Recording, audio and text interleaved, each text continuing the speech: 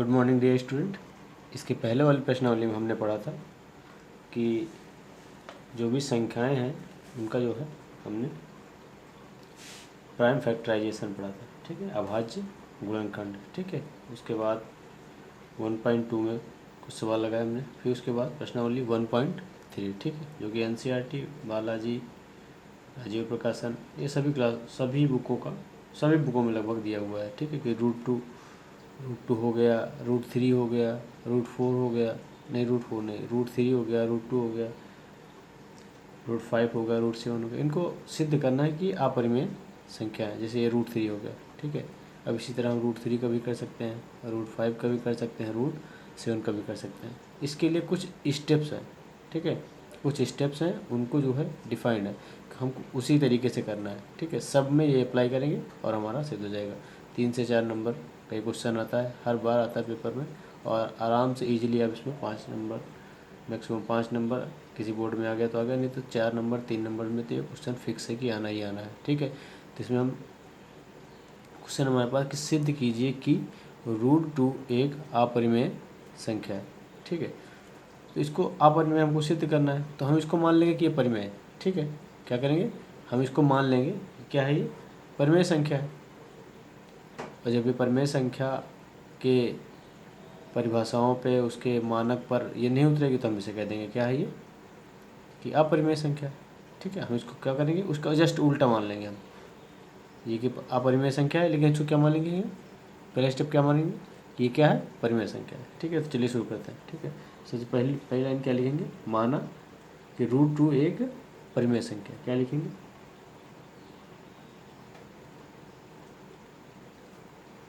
माना √2 एक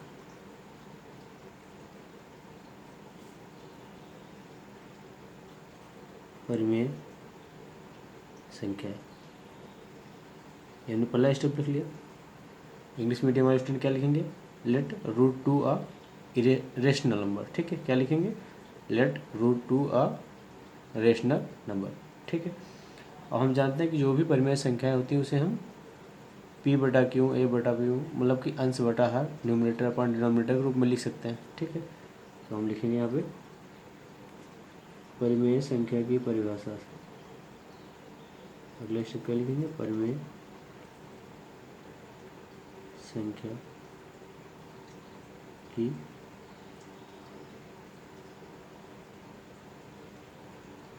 परिभाषा से। अब परिमेय संख्या की परिभाषा क्या कहती है, किसे हम A/B के रूप में लिख सकते हैं, मतलब कि √2 इक्वल टू क्या हो जाएगा, A/B, ठीक है। अब यहाँ पे A और B क्या है, A और B, जहाँ A और B क्या है, सहअभाज्य संख्या है। क्या लिखेंगे यहाँ पे, जहाँ हम इसको ब्रैकेट में लिख दे रहे हैं, जहाँ A और B क्या है, सहअभाज्य संख्या है। और सहअभाज्य संख्याएं क्या होती हैं, जिनका जो है HCF हमेशा क्या हो, एक हो, मतलब कि उनका जो कॉमन फैक्टर हो क्या हो, एक हो, यानी उभयनिष्ठ गुणनखंड क्या हो, हमेशा एक है। जहाँ लिख दे रहे हैं यहाँ पे हम, जहाँ A तथा B सहअभाज्य संख्या है, क्या है, सहअभाज्य संख्याएं हैं, ठीक है। अगर ये सहअभाज्य संख्या है तो इनका क्या होना चाहिए, HCF एक होना चाहिए। लिख देंगे यहाँ पे, जिनका उभयनिष्ठ गुणनखंड, जिनका उभयनिष्ठ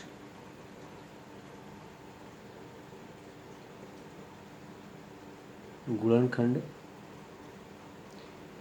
एक के अतिरिक्त नहीं होता, एक के अतिरिक्त नहीं होता।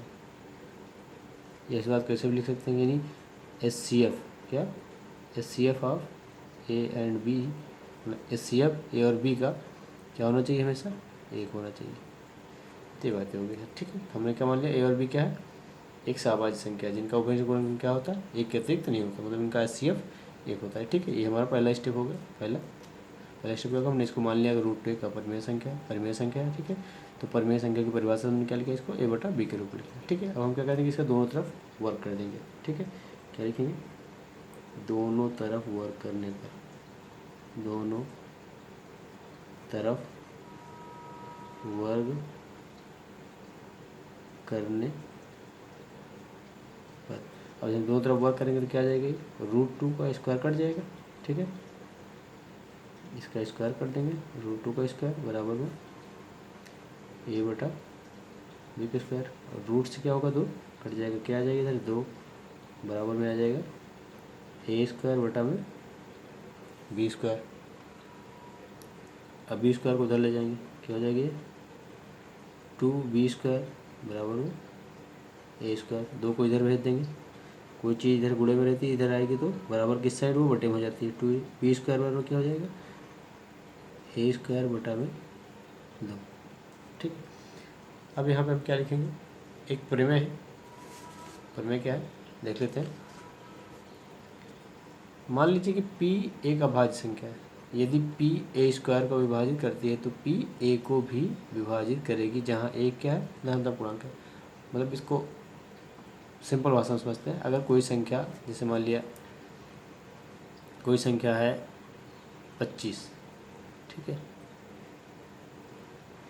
25 को अगर 5 डिवाइड करता है, 25 अगर 5 से विभाजित है तो इसका वर्गमूल क्या हो जाएगा, 5। 5 भी क्या होगा, 5 से डिवाइड होगा। मतलब अगर हमने ये कहा जैसे कि 5 का स्क्वायर अगर 5 से विभाजित है, ठीक है, 5 का वर्ग अगर 5 से विभाजित है तो 5 भी 5 से विभाजित होगा, है, यही बात है।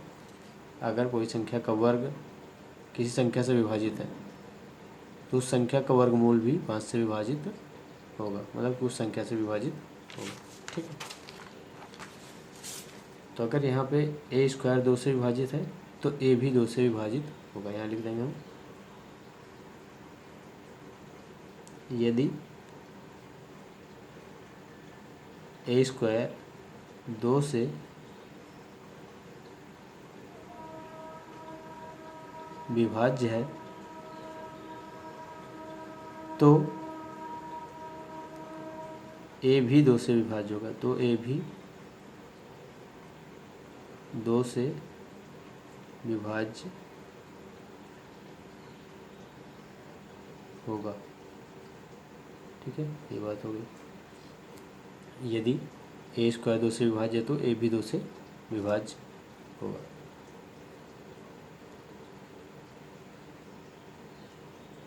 तो हम क्या करेंगे, यहाँ पे हम मान लेंगे कि a क्या है, a कोई ऐसी संख्या है जो क्या है, 2 से विभाज्य है। तो किसी भी पूर्णांक के लिए संख्या a विभाज्य रहेगी। तो हम यहाँ मान लेंगे, माना a बराबर 2k। अब यहाँ पे k क्या है, कोई भी पूर्णांक हो सकता है जिसके लिए विभाज्य है। क्या क्या है लिख देंगे यहाँ पे, जहाँ k एक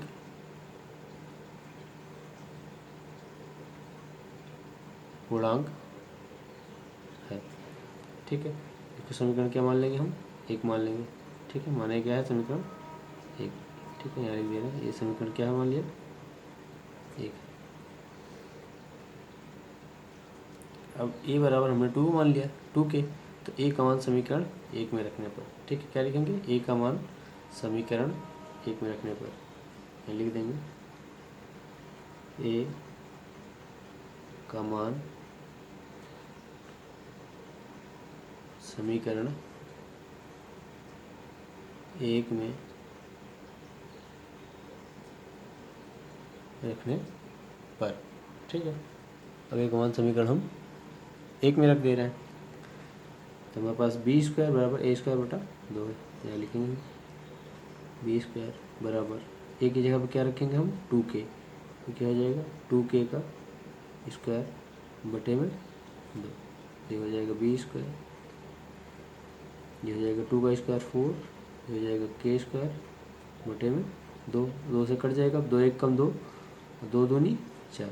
तो हमारा b² बराबर क्या आ गया, यहाँ लिखेंगे तो b² बराबर आ गया 2k²।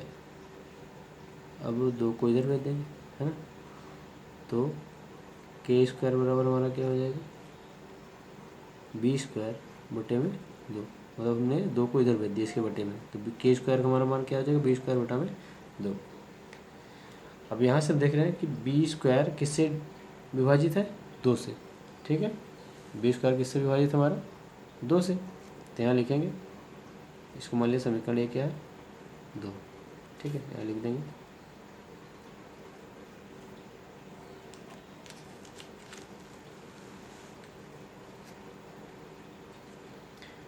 अगर b² 2 से विभाजित है तो b भी 2 से विभाजित होगा। जैसे हमने यहाँ पे लिखा a² अगर 2 से विभाजित है तो a भी 2 से विभाज्य होगा। इसी तरह यहाँ पे लिखेंगे b² 2 से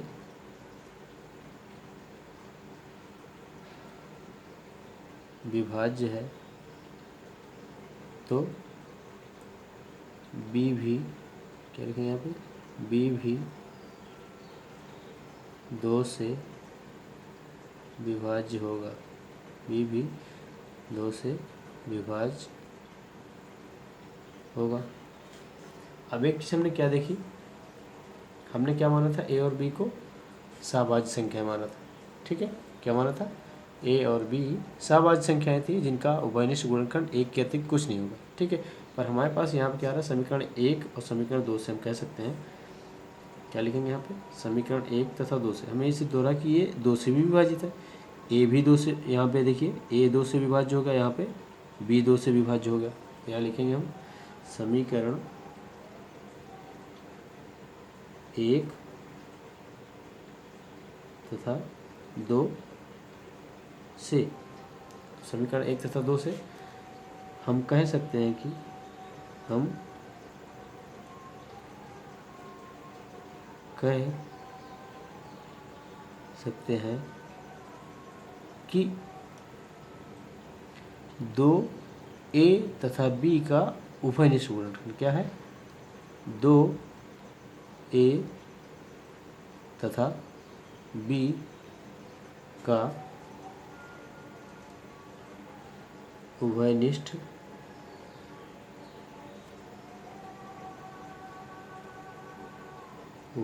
गुणनखंड है। अब 2 तो उभयनिष्ठ गुणनखंड आ गया, जो कि हमने माना था उसका विरोधाभास हो गया, है ना। हमने तो माना था कि इसका, कि केवल इसका गुणनखंड एक ही हो सकता है, मतलब कि अब अगर सहभाज्य संख्या है तो उनका जो है वही गुणनखंड एक ही होगा। लेकिन यहाँ तो हमारे पास 2 भी आ गया, तो जो हमने कल्पना की, जो हमने माना वो क्या हो गया, उसका विरोधाभास हो गया। यहाँ लिखेंगे जो कि विरोधाभास है, जो कि विरोधाभास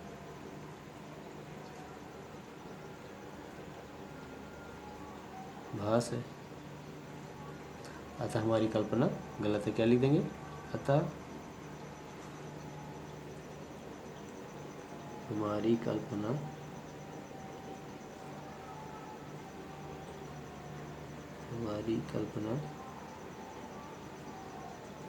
गलत है।